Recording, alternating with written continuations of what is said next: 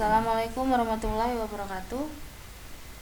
Selamat pagi. Hari ini kita akan belajar etika profesi teknologi informasi dalam mata kuliah teknologi informasi dan komunikasi. Materi ini dibuat oleh Insinyur Sodik Eko Arianto MP dan akan saya bantu menyampaikan kepada saudara.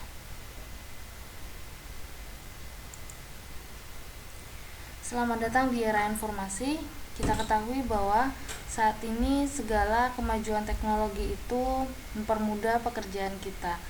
Dari dahulu tidak terfikirkan kita akan menggunakan semua dalam satu genggaman. Tapi saat ini semua berada dalam satu genggaman. Bahkan kita tidak perlu lagi mengirimkan surat dan melakukan semuanya secara manual. Saat ini semua berada dalam satu genggaman.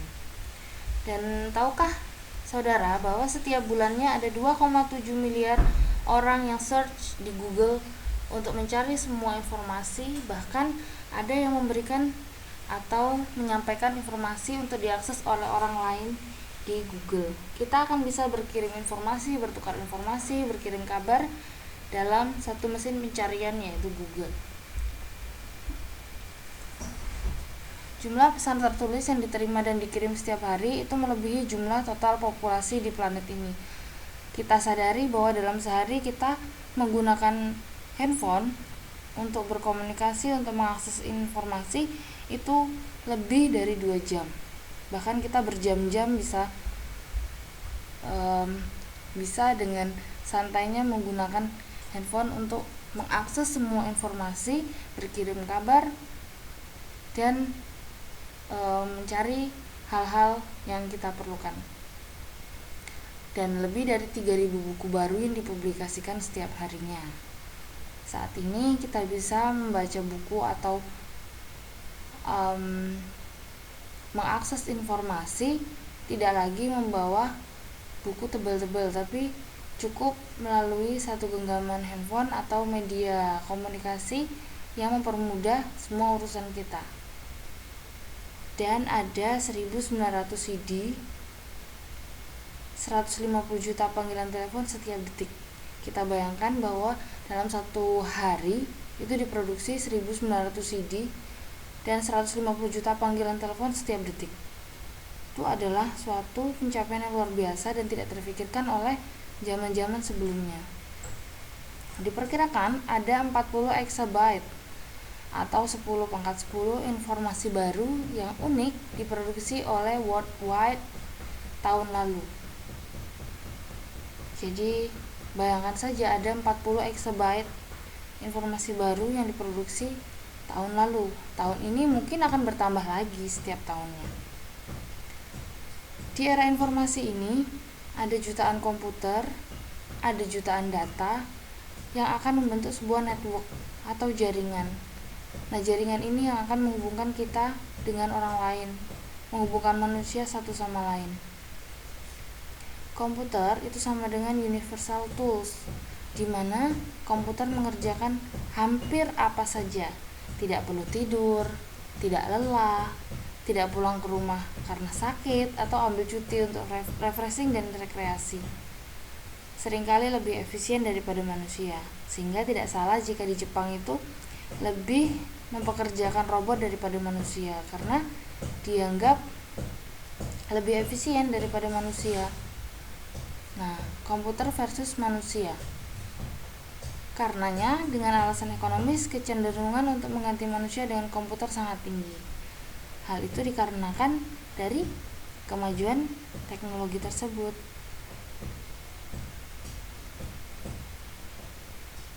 Komputer membantu manusia. Pilot dilengkapi dengan autopilot. Warung dilengkapi dengan mesin pembuat minuman. Mereka menjadi sekedar pengamat pasif dan penekan tombol. Jadi manusia itu hanya sekedar pengamat pasif yang mempekerjakan atau yang mengoperasikan suatu komputer. Komputer dirasa lebih efisien membantu pekerjaan manusia. Saat ini manusia tidak perlu lagi harus membuat minuman secara manual, tapi sudah ada mesin pembuat minuman. Bahkan pilot sudah dilengkapi dengan autopilot, jadi akan lebih mempermudah pekerjaan pilot tersebut. Apa sih profesi dari TIK? Ketika teman-teman nanti menguasai suatu TIK, teman-teman bisa menjadi server administrator, sales komputer, programmer, software engineering, operator entry data, dan lain sebagainya. Itu adalah profesi-profesi dari TIK. Sama seperti profesi lain yang memiliki etika. Orang teknologi informasi dan komunikasi atau programmer, dia juga memiliki etika dalam mengoperasikan suatu kemajuan teknologi. TIK itu memiliki tingkatan kapasitas intelektual. Dengan bantuan teknologi informasi, kecerdasan dan kapasitas manusia itu meningkat. Tentu saja saat ini kita sudah bisa melihat bahwa anak-anak kecil atau siswa-siswa SD sudah menggunakan perangkat lunak atau hardware software untuk belajar.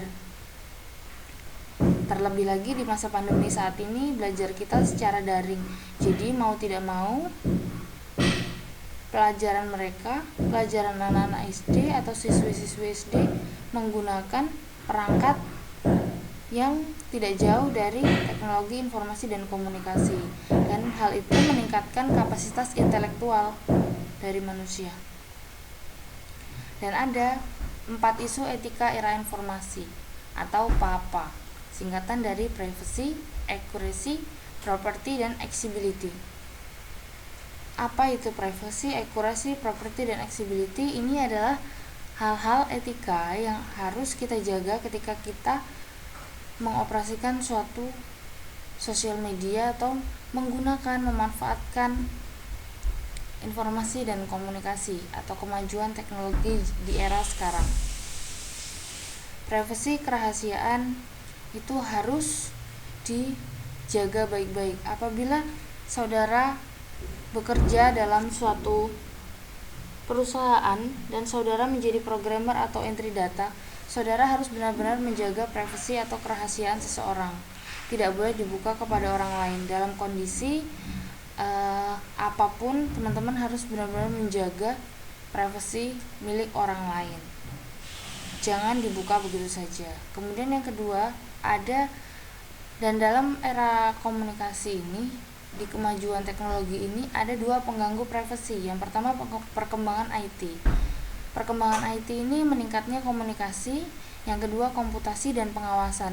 Minimnya komputasi dan pengawasan, terkadang data-data kita atau privasi kita itu dibajak atau disadap oleh orang lain. Itu adalah bagian dari perkembangan TI, teknologi informasi. Pertumbuhan nilai informasi untuk pengambilan keputusan. Terkadang nilai informasi itu penting sekali untuk mengambil keputusan. Misal, dalam kondisi yang terhimpit, kita menggunakan suatu informasi di internet untuk mengambil suatu keputusan, dan itu lebih cepat daripada kita harus menghubungi seseorang untuk meminta keputusan atau pertimbangan dalam memecahkan suatu masalah. Nah, ketika teman-teman atau saudara bekerja sebagai administrator untuk backup atau replika data, teman-teman harus benar-benar menjaga privasi dari klien atau rekan-rekan sejawat. Ini ada konservatif. Teman-teman bisa berpikir secara konservatif atau liberal. Misalnya, privasi hal yang penting bagi klien Anda. Mereka dipercayakan data sensitif mereka dan berharap Anda tidak mengintipnya. Tapi jika berpikir secara liberal, bagian dari tugas administrator adalah memverifikasi integritas data. Tidak masalah untuk melihat data, kecuali kalau Anda membocorkannya. Silakan teman-teman berpikir bagaimana ketika teman-teman berada dalam posisi tersebut. Di sini sudah ada kesimpulannya bahwa sebagai administrator untuk backup dan replikasi data, untuk mereview data yang dipercayakan kepada Anda dilakukan seperlunya bila terkait dengan pekerjaan. Jadi jika tidak perlu mengintip, Anda tidak perlu mengintip dan tidak boleh membocorkannya karena itu privasi. Kemudian yang kedua, akurasi atau kebenaran. Siapa yang bertanggung jawab kepada autentikasi, ketepatan, dan keakuratan informasi? Siapa yang harus menanggung bila ada error di informasi dan bagaimana kesalahan itu berakibat kepada sistem secara keseluruhan? Itu itu adalah suatu kebenaran. Misalnya informasi dapat berakibat fatal terhadap kehidupan seseorang, terkhusus saat bila pihak yang memiliki informasi tak akurat tersebut diuntungkan dengan adanya power dan otoritas. Misalnya terjadi kebocoran data, itu akan berakibat fatal terhadap kehidupan seseorang. Banyak saat ini kebocoran-kebocoran data seperti di platform e-commerce itu akan berakibat fatal terhadap kehidupan customernya. Jadi sebisa mungkin ketika memiliki sebuah data itu disimpan dengan baik agar tidak terjadi kebocoran data.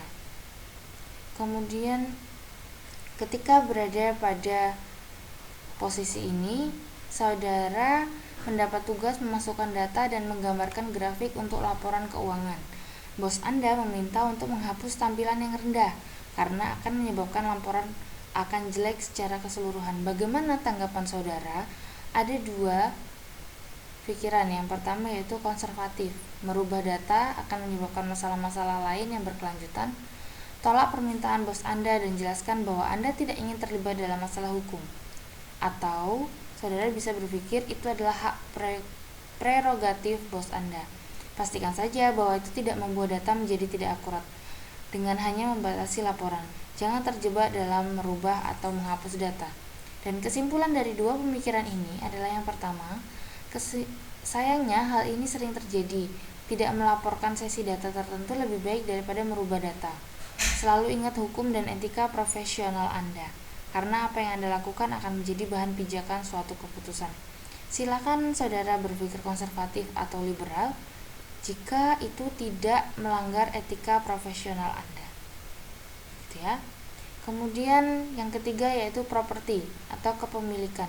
Siapa pemilik informasi, bagaimana harganya, siapa channel atau bagaimana informasi itu mengalir, siapa yang boleh mengakses. Dan itu adalah kepemilikan dari si pemilik data. Tidak boleh membocorkan, kita tidak boleh menginformasikan kepada orang yang tidak berhak. Sebuah informasi mungkin memerlukan harga yang tinggi untuk memproduksinya. Sekali diproduksi secara digital, maka ia mudah direproduksi dan didistribusikan tanpa merusak produk aslinya. Seperti sebuah lagu, ketika ada pembajakan, itu akan mudah diproduksi, didistribusikan tanpa merusak produk aslinya. Tapi hal itu tidak dibenarkan, karena itu melanggar hak cipta. Accessibility atau hak akses, informasi apa saja yang dapat diperoleh oleh seseorang atau organisasi dan dalam kondisi seperti apa hak akses itu bisa diberikan. Hak akses itu bisa diberikan ketika seseorang itu mempublikasi atau memberikan akses kepada umum untuk memperoleh data tersebut. Namun jika data itu dikunci, maka tidak boleh bagi kita untuk membuka kunci tersebut dengan berbagai macam cara atau menghalalkan segala cara. Itu tidak boleh, karena itu hak akses yang dimiliki seseorang.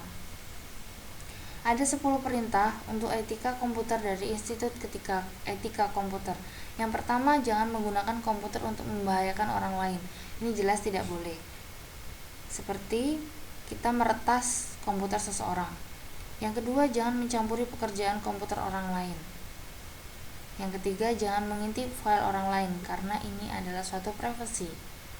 Yang keempat, jangan menggunakan komputer untuk mencuri, baik itu mencuri data, memperbanyak atau mengcopy suatu lagu dan lain sebagainya.